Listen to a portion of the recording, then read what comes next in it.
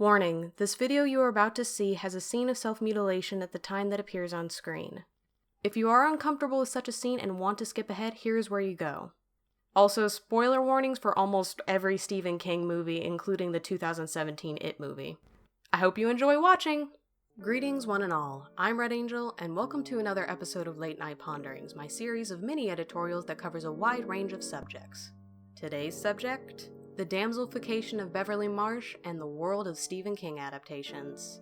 Stephen King is an author that's had his place in the public consciousness for years now. Whether due to his books, or the many film and miniseries adaptations of his books, he's been providing scares, mysteries, and sometimes even laughs over the years. While I'm certainly not one of King's more avid fans, I do find appreciation in his works, which of course leads me to the adaptations of said works. Through this, I have noticed something, a pattern in said works that honestly does speak to the evolution of the audience of the modern day horror film.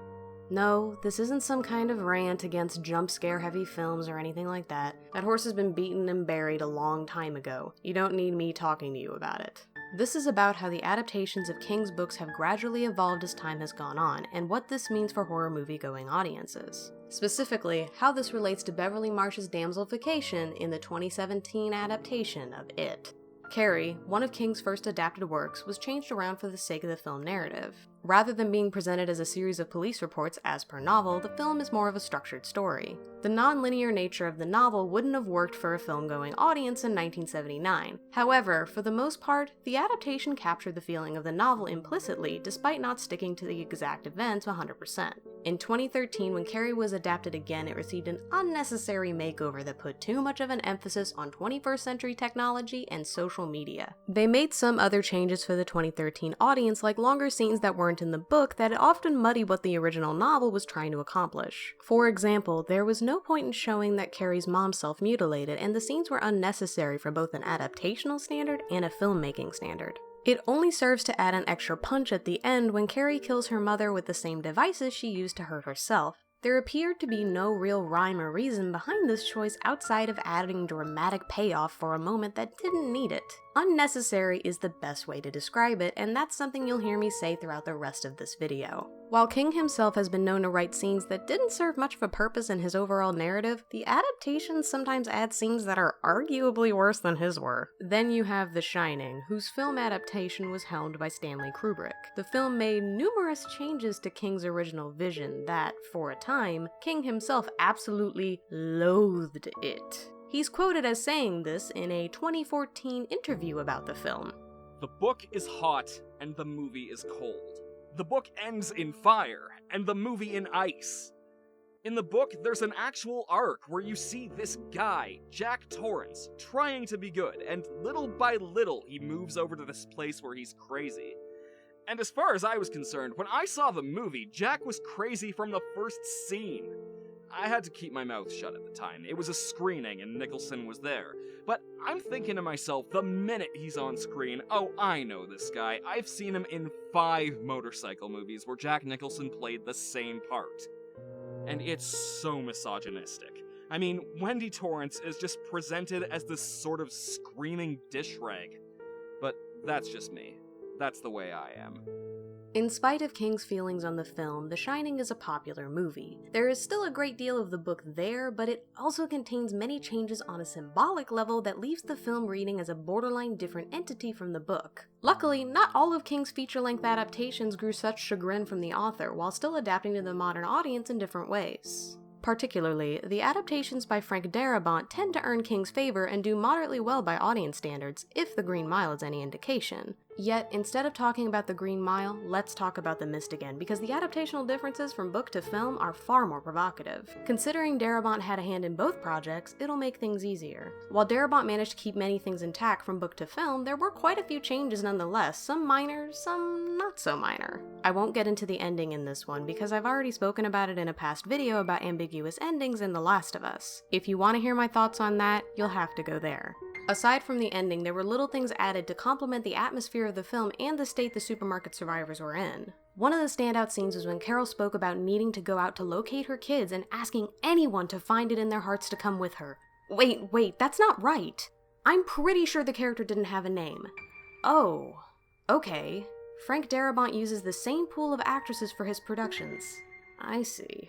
Well, I'm sure he didn't do this more than once in the same movie, right? To set the mood of the film right away, instead of the slow burn that King had in his novella, Darabont started the action immediately. We don't really get to know David prior to the mist hitting the small Maine town, nor do we get to know the conflict surrounding the out-of-towners and the locals that comes into play in the book a few times. In addition, the relationship between the checkout girl and the soldier were entirely new additions to the film. The checkout girl's death ups the body count, and the soldier fills in the blanks for what's going on in the mist before being sacrificed to it by Miss Carmody. Miss Carmody also saw a facelift in the film, going from a lady who screams about the apocalypse on occasion and offers to charm warts off people to a fire and brimstone fundamental Christian. Interestingly enough, the film presents her more as a person, while the novella made her far more of a caricature. What's fascinating is one of the most prominent plot points left out of the film adaptation, the affair between the protagonist and Andrea. Oh, come on! How many of the Walking Dead cast and crew are in this?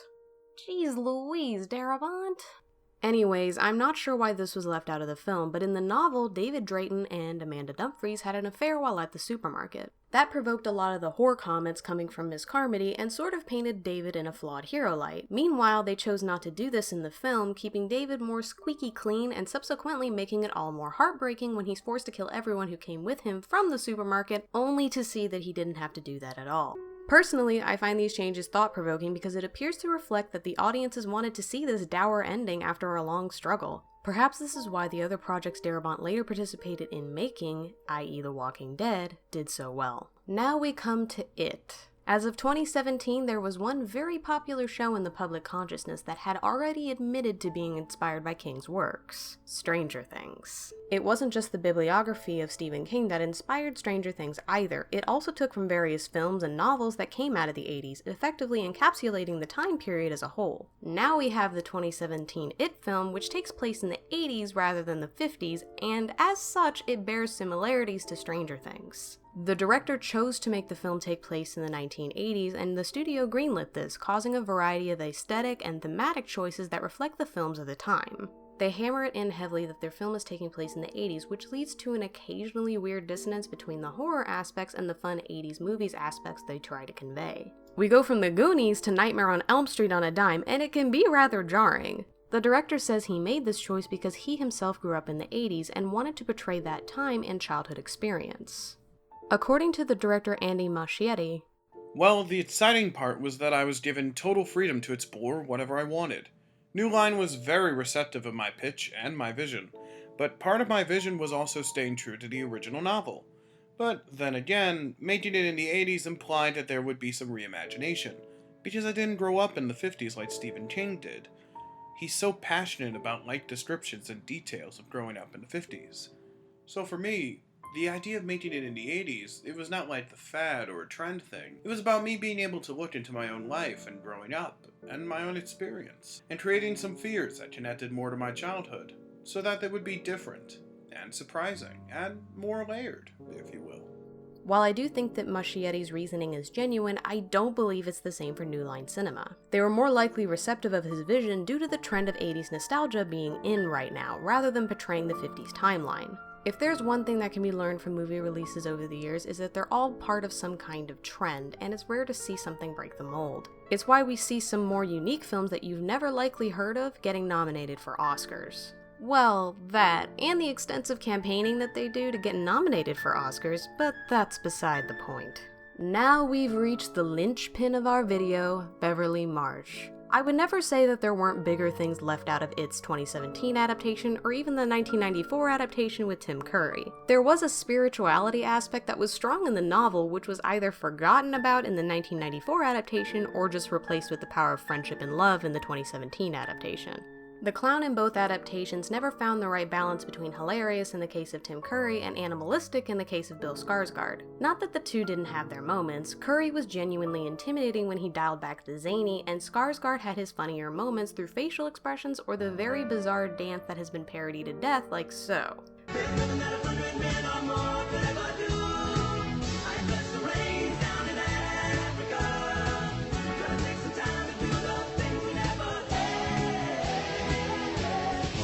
Still, there's not quite as much of a balance for both as it should be, or I could just be nitpicky about that. Next, there's the scene in the book we aren't going to talk about. Stephen King, that scene was unnecessary and disturbing in all the wrong ways. It deserves to be cut from every adaptation, despite whatever your original reason for writing it was. Thankfully, that's exactly what happened in the 2017 version, where it was replaced by a blood pact. Yet I digress.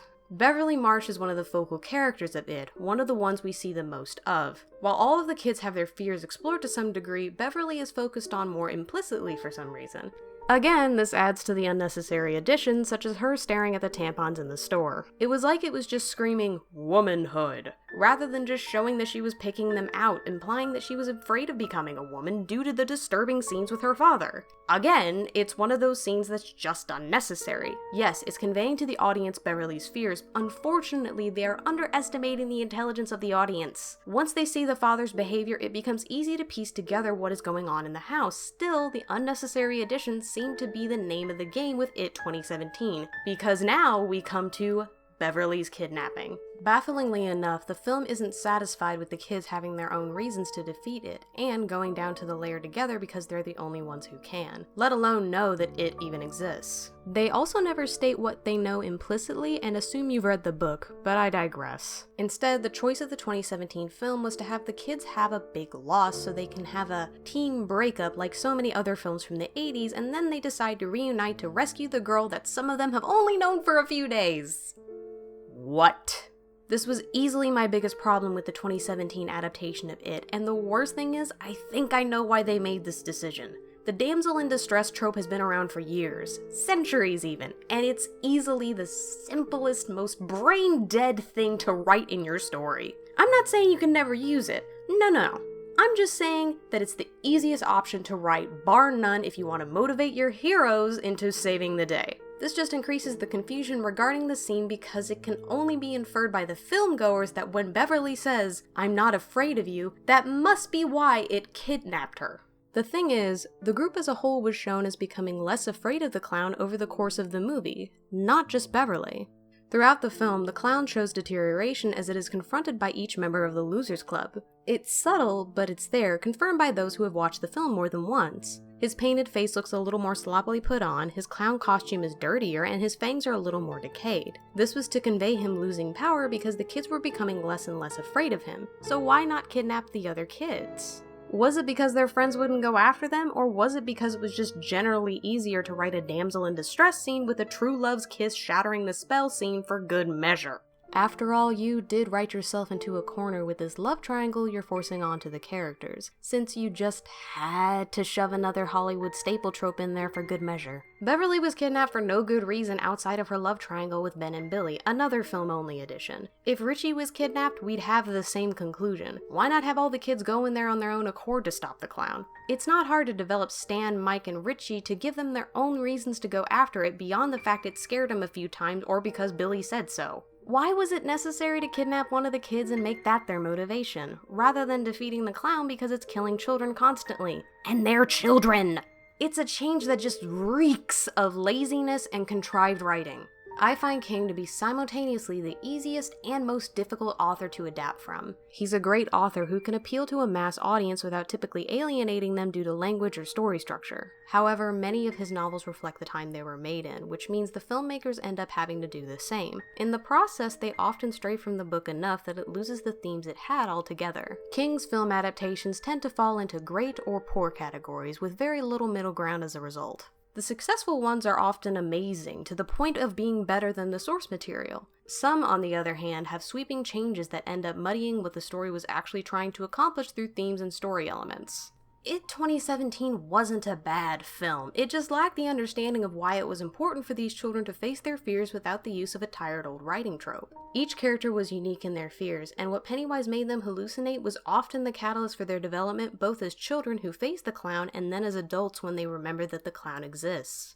It wasn't a single unified cause to save the girl that united the losers. It was the desire to change their fates, to face their fears, and to not let adults dictate everything in their lives. This was something that the 2017 film missed by focusing on elements they didn't need to focus on. To adapt a book to film is difficult, this much is true, but you can't lose the heart of what made the story real for so many readers. While It 2017 may be a popular film, the heart of what made the Losers Club special is tragically missing.